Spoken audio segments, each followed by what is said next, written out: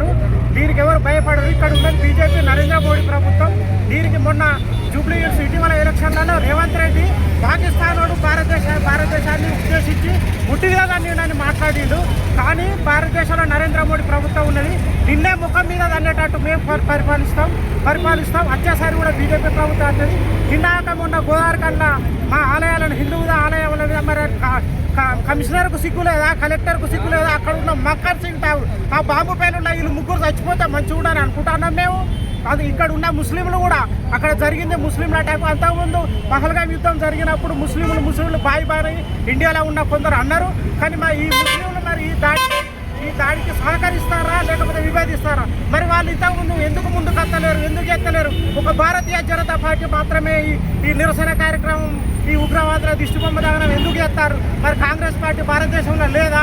Congress party ముస్లింలు మరి ఒకటే చేస్తారా? ఇది నరేంద్ర మోడీ దిగ్గడానికి ఇది జరుగుతున్న కుట్ర కింద చూడవలసిన అవసరం.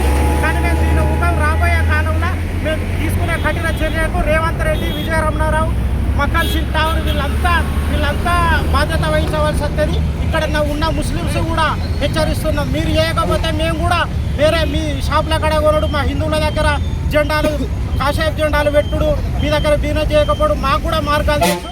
మీ పాకిస్తాన్ డైరెక్ట్ సాతగాక ఇక్కడ ఉన్న వాళ్ళతో చేపిస్తారు. అలా డాక్టర్ ఆటేవాడు, డాక్టర్ చదువుకున్నాడు. ఇక్కడ కూడా ఒక డాక్టర్ మీద ఒక ముస్లిం వ్యక్తి అటాక్ చేసాడు, కత్తితో అటాక్ చేస్తే ఇదే మస్రత్ వాళ్ళు ఎంబడి పడి పోలీసు వాళ్ళతో కలుపుకొని వాళ్ళకి సెటిల్మెంట్ చేసి 10 లక్షల రూపాయలు ఇప్పించారు.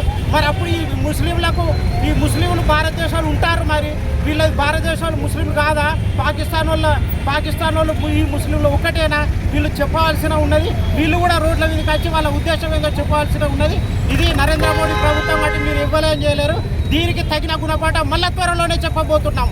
భారతీయ జనతా పార్టీ ఉన్నంత కాలం పాకిస్తాన్ కాదు, ముస్లిమోడు కాదు, ఎవ్వడు కాదు భారతదేశం ఇంటిగా కూడా వీకలేరు. చాలా జాగ్రత్తగా ఆలోచించుకొని మా హిందూ దేవాలయం మీద అటాక్ జరిగింది. దీనికి మేము ఖచ్చితంగా పనిష్మెంట్ ఇస్తాం. నరేంద్ర మోడీ ఆదేశాల మేరకు మేము ఏదైనా వేయడానికి సిద్ధంగా ఉన్నాం. అవసరం కూడా ఆర్మీ జవాన్లు కాదు, మేమే కొట్లాడడానికి, బీజేపీ కార్యకర్తలు కొట్లాడడానికి సిద్ధంగా ఉన్నారు. జరగబోయేదానికి అందరూ రేవంత్ రెడ్డి దీనికి మొన్న మీరే జూబ్లీ హిల్స్లో చూసిర్రు. మేము పాకిస్తాన్ వాడు ముట్టి విద్దారు అజారుద్దీన్ అట వరల్డ్ కప్ ఇచ్చిండట. ఇది సిగ్గు లేదు, అవగాహన లేదు. సీఎం తెలివి తక్కువ సీఎం భారతదేశంలో ఎక్కడ ఉన్నాడంటే తెలంగాణ ప్రభుత్వం. తెలంగాణ ఓవైసీ అజారుద్దీన్కు వరల్డ్ కప్ తెచ్చారు. మంత్రి పదవి ఇచ్చేందుకు, రిజర్వేషన్లు ఎందుకు? వేరే దేశాలలో ముస్లింలు ఎట్లా బతుకుతారా? మన దేశంలో కూడా ముస్లింలు ఎట్లా బతుకుతారు? వేరే దేశాలలో హిందువులకు రిజర్వేషన్లు ఇస్తారా? ఇవన్నీ కాదు. ఉగ్రవాదుల కుట్రకు సమాధానం చెప్పే రోజు వస్తుంది.